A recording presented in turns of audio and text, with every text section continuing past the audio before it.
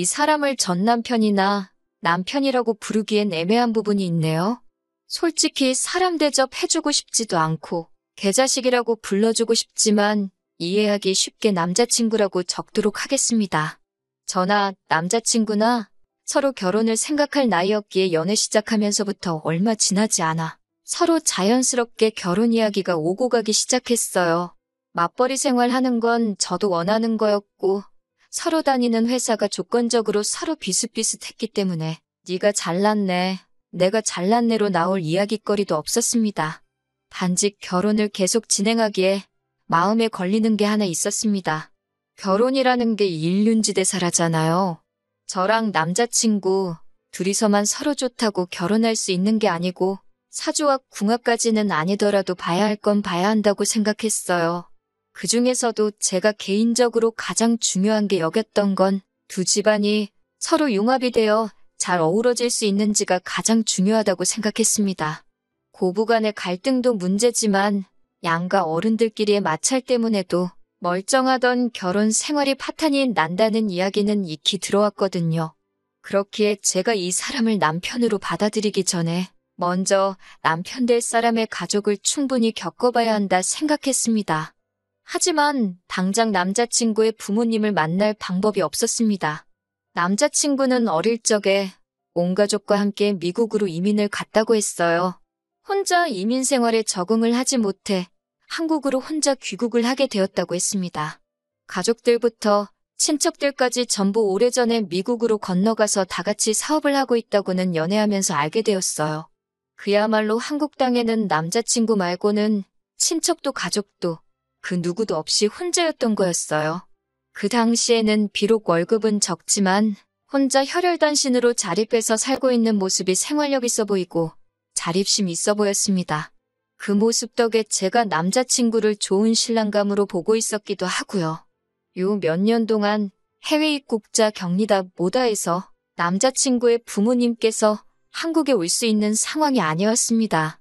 저희가 미국에 가는 방법도 있었지만 휴가 일수보다 자가격리를 해야 하는 일수가 더 길었기 때문에 그 방법도 쉽지가 않았어요. 남자친구는 상황이 이런데 어쩌겠냐고, 가족들 어차피 미국에 사느라 볼 일도 없는데 그냥 전화로 대충 하면 되는 거 아니겠냐고 신경질을 냈었습니다. 하지만 저도 호락호락하지 않았어요. 선 결혼 후 인사라니 그렇게 하고 싶지도 않았고 제가 남자친구 가족을 알아가는 만큼 양가 어른들께서도 서로를 알아보는 시간을 갖는 게 필요하다고 생각했기에 유선상으로 대충 넘어가고 싶지는 않다 했어요. 남자친구라도 저희 부모님께 먼저 소개시켜보려고 했던 적이 있었습니다. 그런데 남자친구 어머니께서 그렇게는 하지 말라고 하셨다네요. 여자가 먼저 남자 쪽에 인사를 하는 게 순서라고 했다고요. 청혼 후에 남자친구가 저희 부모님께 먼저 허락을 받는 게 맞는 순서라고 생각이 들긴 했는데 순서가 뭐가 중요하겠어요. 제 생각에는 남자친구 쪽에서도 결혼 이야기를 이렇게 미루기 시작하면 제가 마음이 조급해져서 전화상으로 결혼 진행을 하자고 들 거라고 생각해서 그런 게 아닐까? 하고 그냥 넘겼습니다. 저도 제가 고집 부리는 거 알고 있었고 그 생각을 바꿀 마음도 없었거든요. 백신도 개발된다 하고 자가격리도 금방 지나가겠지 했는데 그렇게 오래 걸릴 줄은 몰랐어요. 덕분에 결혼 준비는 더 이상 진행이 되지 못했습니다. 작년 말부터 해서 상황이 나아지는가 싶더니 또 변이 바이러스다 뭐다 해서 미뤄지고 미뤄졌어요. 그러다 올 봄부터 해서 하나둘씩 풀리기 시작하면서 결혼 이야기가 빠르게 진행되기 시작했습니다. 그만큼 저도 남자친구도 오래 기다렸기 때문에 저도 이제 결혼을 하는구나 싶었고 조금 들떠있기도 했어요. 남자친구 가족들이 친척들까지 전부에서 미국에서 살고 있다 보니 회사 다니고 있는 저나 남자친구가 휴가를 내서 미국에 다녀올 수는 없었습니다. 결혼식을 한국에서도 올리고 미국에서도 올리고 해야 했었으니까요. 그래서 남자친구 부모님이 한국에 잠깐 방문하시는 걸로 정해지게 되었는데 아버님 쪽에 사정이 생겨서 어머님만 혼자 오시게 되었어요. 도착 일정이 토요일이라 저도 같이 공항으로 마중을 나갔습니다. 한국을 거의 20년 만에 처음 오신다고 들었습니다. 남자친구도 가족들과 떨어져 살면서 어머니를 거의 10년 만에 다시 만나게 된 거다 보니 엄청 들떠 있어 보였고요. 입국장에서 감격의 모자 상봉을 옆에서 지켜봤는데 제가 다 눈물이 찔끔 날 정도였습니다. 어머님은 작은 체구의 평범한 인상을 가진 분이셨고 웃음도 많은 분이셨어요. 평소에 남자친구랑 전화통화하면서 제 이야기 많이 들었다고 하면서 아들이 한국 땅에 혼자 지내면서 외로움에 많이 힘들어했는데 제 덕분에 당신들 마음이 많이 놓였다고 하시면서 고맙다고 하시더라고요. 제 고집 때문에 결혼도 미뤄지고 중간중간 오고 간 이야기 때문에 저를 안 좋게 보실 거라고 생각했었는데 저를 좋게 봐주고 계신 것 같아서 마음이 많이 놓였습니다.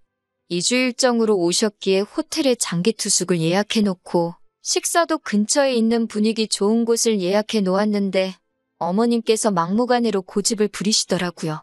아들하고 같이 지내고 싶다고 오랜만에 집밥도 해먹이고 싶다고 하시면서 남자친구 자취방에서 지낼 테니 예약은 취소해버리라고 하시는 거예요. 남자친구가 당시 지내던 자취방이 주방 비슷한 게 딸려있기는 했지만 4평짜리 원룸이라 솔직히 음식 해먹을 수 있는 환경은 아니었어요. 두 사람 들어가면 집이 꽉 차는 느낌이라 거기서 지내실 만한 상황도 아니었고요. 주방에 조리도구라고는 라면 냄비 하나밖에 없는 데다가 환기도 잘 안 되는데 같이 지내시긴 조금 힘들 것 같다고 호텔에서 편하게 계시는 게 어떻냐고 물었지요. 식사 예약해 놓은 곳도 몇 주 전부터 해서 제가 힘들게 예약해 놓은 상태고 예약금도 일부 걸려 있었거든요. 당일 취소 시에는 예약금 한 불도 못 받았고요.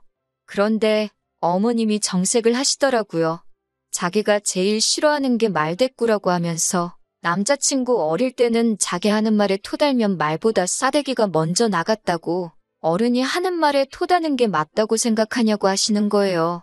그때는 저도 처음 뵌다고 제 일정 취소하고 마중 나온 거고 아직 결혼 전이라 남이나 마찬가지인데 싸대기가 올라갔네 하는 말을 들으니 기분이 영 그렇더라고요. 남자친구가 제 팔을 잡아 끌어 한쪽으로 데리고 가서는 어머님이 사업하시는 분이시고 미국에서도 자수성가 한 데다가 친척들 통틀어서도 가장 성공하신 분이라고 그래서 고집도 보통이 아니고 자기가 무조건 옳다고 생각하는 분이시랍니다. 어머님 고집은 아무도 못 꺾으니 눈치껏 원하는 대로 해달라고 부탁을 해왔어요. 안 그럼 큰일 난다고 하면서요. 10년 만에 아들하고 재회했는데 어련하실까 싶기도 하고 속은 찝찝했지만 그러라고 했습니다. 그런데 호텔 예약의 경우에는 예약금 환불 규정이 있기는 했는데 환불 받아봐야 20%밖에 못 돌려받는다길래 일단 체크인은 해놓는 게 어떠냐고 물어봤더니 어머님이 또 기분 나쁜 표정을 지으시더라고요. 정 그러면 제 돈 내고 해놓으라길래 그냥 취소해버렸습니다. 어차피 제 돈도 아니고 남자친구 돈이었으니까요. 기어이 제 말 무시하고 남자친구 자취방에서 지내시더니 3일 만에 남자친구가 먼저 불편해서 안 되겠다고 호텔 좀 다시 알아봐 달라고 연락이 오더라고요.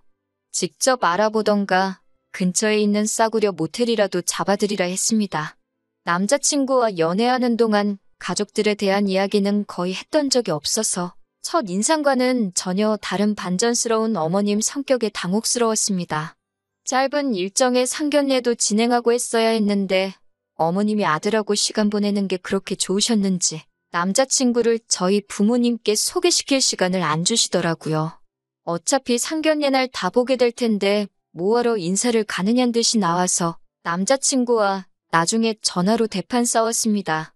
어머니 10년 만에 보면 충분히 그럴 수 있다는 게 이해가 되면서도 이 모든 게 우리 결혼을 위해서 진행되고 있는 건데 너무 무신경한 것 같아서 서운했거든요.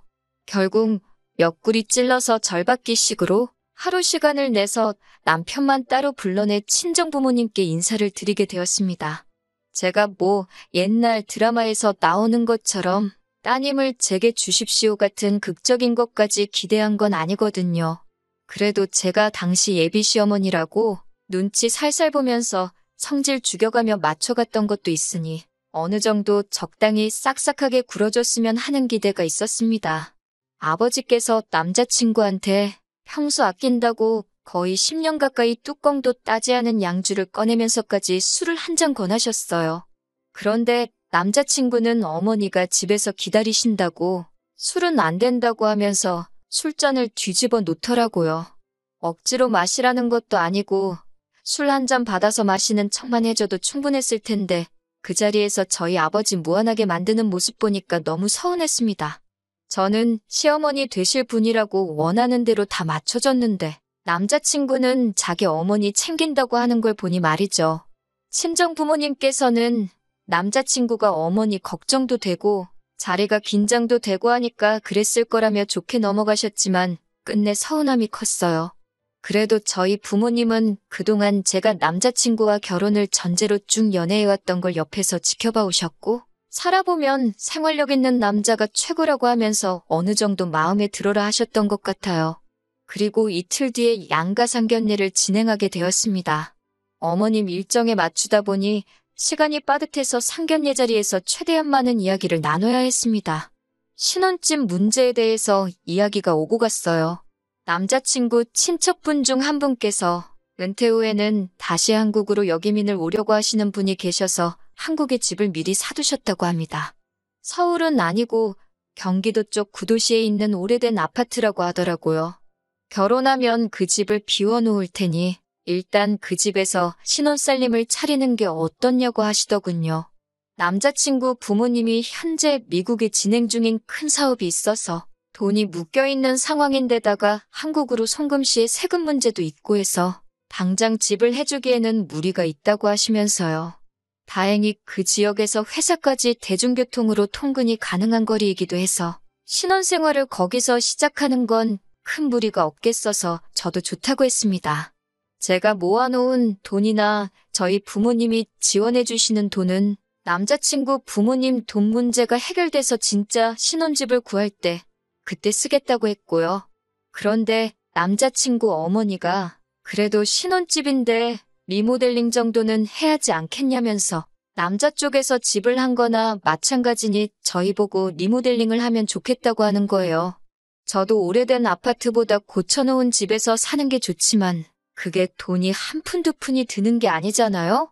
거기에 남자친구 친척분이 은퇴 후에 지낼 집이라고 하니 명의 문제도 있었고요.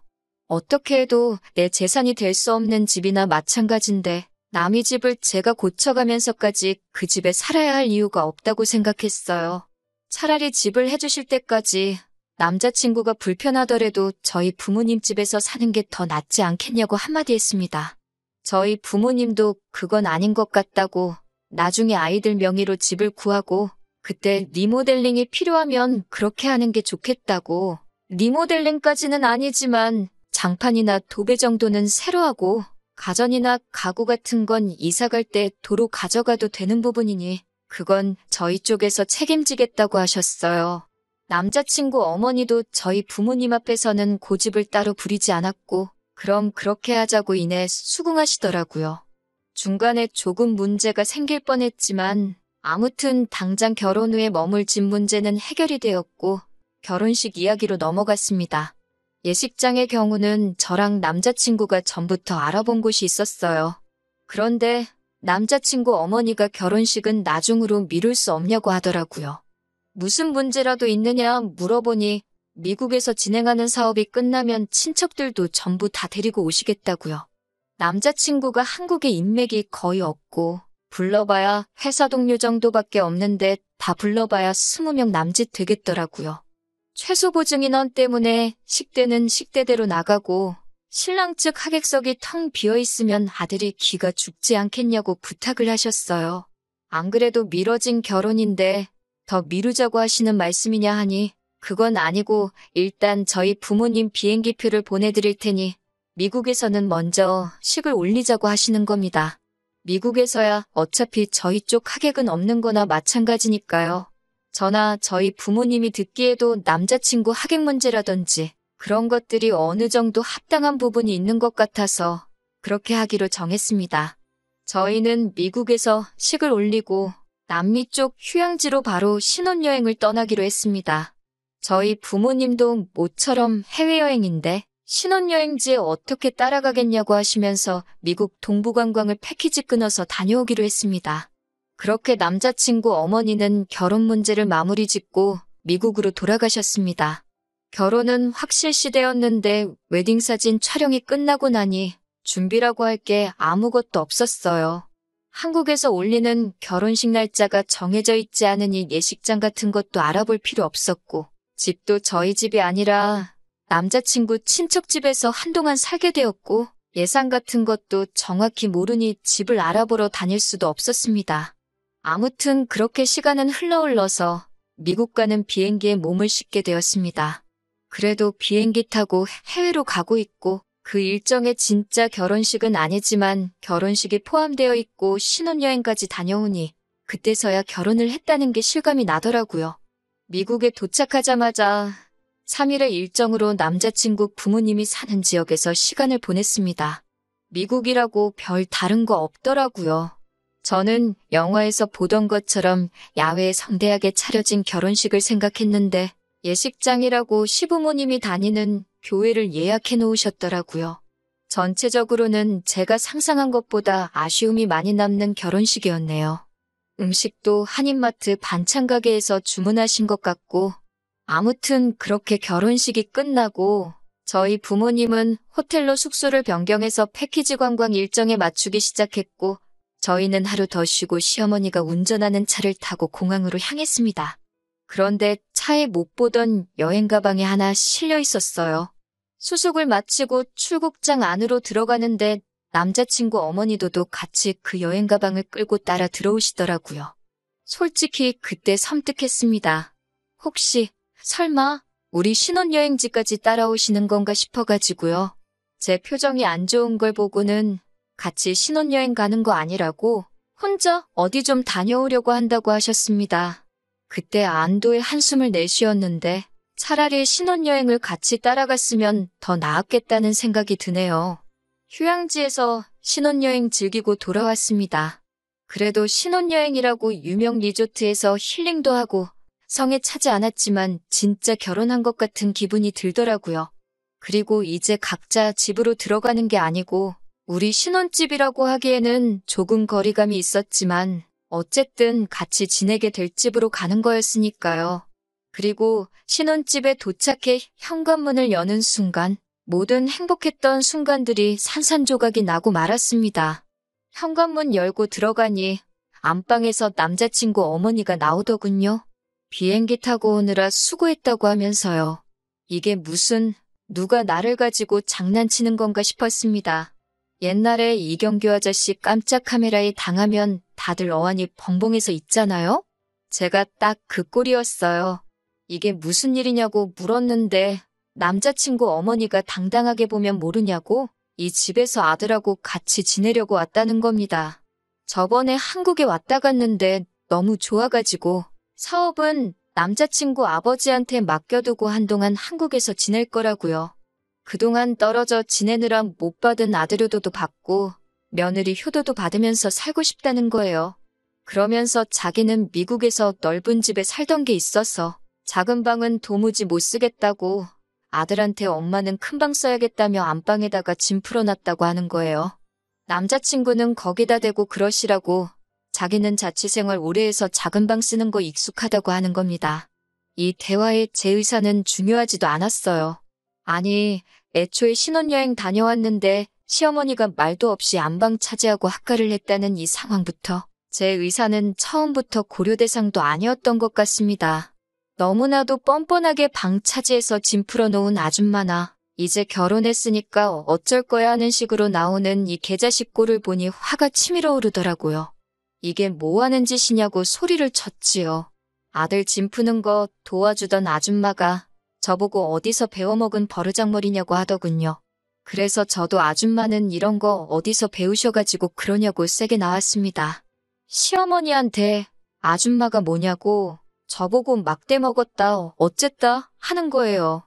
웃기지도 않아서 혼인신고도 안 올렸는데 무슨 시어머니냐고 지금 이 꼴을 만들고 시어머니 대접을 받고 싶은 거냐고 어이가 없다고 했어요. 언성이 높아지니까 남자친구가 저번처럼 제 팔을 낚아채서 방으로 데리고 들어가더군요. 어머니가 어차피 사업 때문에 여기 평생 계실 것도 아니니까 그냥 계신 동안 맞춰주자고요. 집도 어머니가 해주신 집 아니냐고 하는데 이게 니네 친척 집이지 무슨 어머니가 해준 집이냐고 따졌지요. 아직 받지도 않은 돈 가지고 유세 떨지 말라고. 그렇게 따지면 나도 우리 집 시골에 금송아지 10마리 있다고 소리를 질렀습니다. 방에서도 제가 좀처럼 풀지 않으니까 그 아줌마가 따라 들어오더군요. 결혼식도 올렸는데요. 어쩔 거냐고 하길래 결혼식도 어디 교회 예배만도 못한 걸 준비해가지고는 결혼식이라고 하고 있다고 했어요. 어쩐지 미국 출발하기 전에 혼인신고부터 올리자고 하던 남자친구 속뜻이 뭔지 뻔히 보이더라고요. 혼인신고는 한국에서 결혼식 올리고 그 이후에 하자고 하고 거절한 게 정말 신의 한 수였습니다. 미국 놀러 간다고 들떠서 덜컥 혼인신고 올렸으면 정말 어떻게 해보지도 못할 뻔했으니까요. 아무튼 저는 이 상황 이해할 생각 없고 두 사람이 어떻게 나와도 마음 돌릴 생각 없으니 결혼이고 나발이고 없던 걸로 하자고 했습니다. 혼인신고도 안 했으니 문제될 것도 없다 했어요.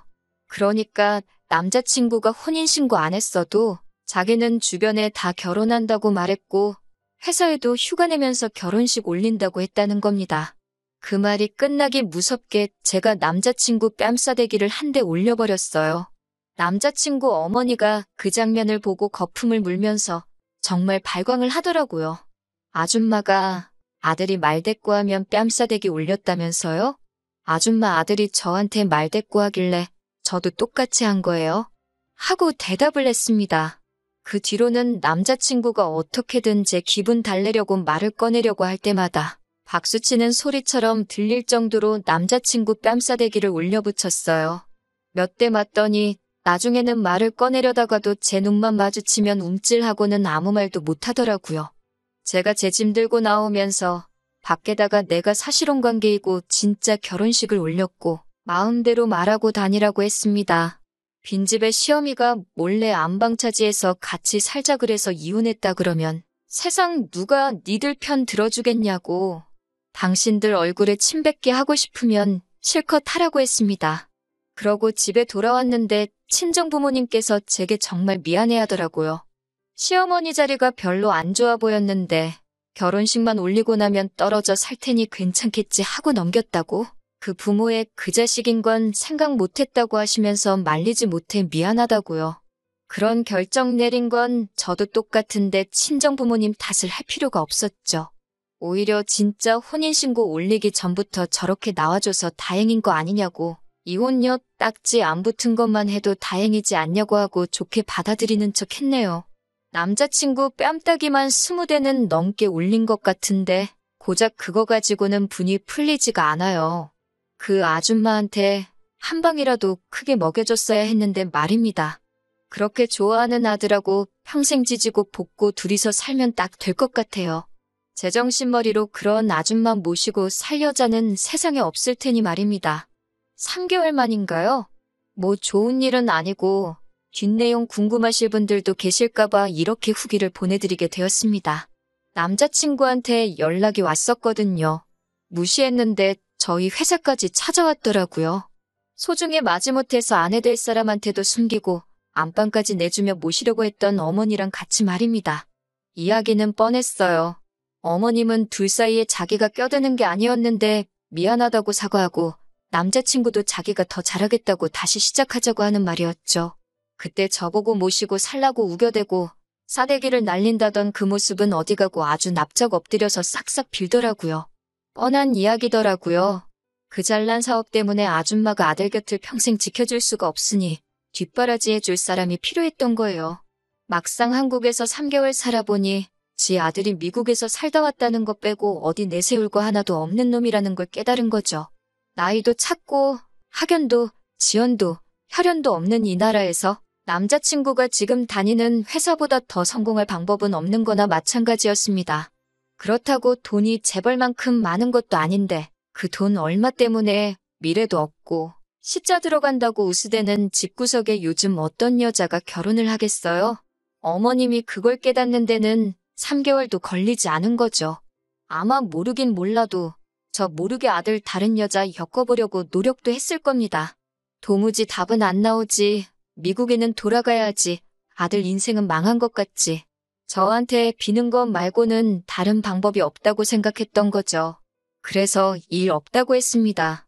애초에 저를 사람 대접해주는 집구석이었으면 어머니가 한국에서 잠깐 머무시는 동안 한 집에 지내도 좋겠느냐고 저에게 물어봤었을 거예요. 그런데 지들끼리 몰래 결정해서 저질러 놓고 저보고 이해하라고 하는 집구석에 제가 제 발로 돌아갈 일이 뭐가 있겠어요? 뭔 꼴을 당하려고 말이에요. 남자친구 어머니한테 어머님이 저라면 어머님 아들한테 시집 가겠어요? 하고 물으니 그렇다라고 대답은 하지만 말끝을 흐리면서 자신감 없이 대답하는 거 보니 어머님도 자기 아들이라고 어떻게 욕은 못하겠고 그렇다고 저한테 욕을 하자니 아들이 마음에 걸리는 것 같아 보여서 속이 후련하더라고요. 결론은 일 없습니다. 였습니다. 아무쪼록 미국 돌아가는 길에 아무 일도 없기를 바라고 남자친구한테도 아는 사람 한 명도 없는 한국 땅에서 어디 미국에서 사업하신다는 어머니 믿고 한번 잘 살아보라고 했어요. 그리고 혹시나 결혼하게 된다면 안방은 언제 올지 모르는 어머님 위해서 비워두어야 한다는 것도 알려주라고 했지요. 그때 마지막에 성질만 부리고 할 말을 못해서 답답했던 게 있었는데 이렇게 다 쏟아낼 자리까지 만들어주고 아주 속이 시원했습니다. 복수까지 할 필요는 없겠지만 제가 할 수 있는 최고의 복수는 남자친구와 연애할 때보다 헤어지고 난 뒤 더 잘 지내는 게 최고의 복수가 아닐까 해요. 눈꽃만치의 미련도 남아있지 않으니 그거 하나만큼은 쉬울 것 같네요. 후기 기다려주신 분들께 감사드리고 제 이야기는 여기서 이만 마치도록 하겠습니다.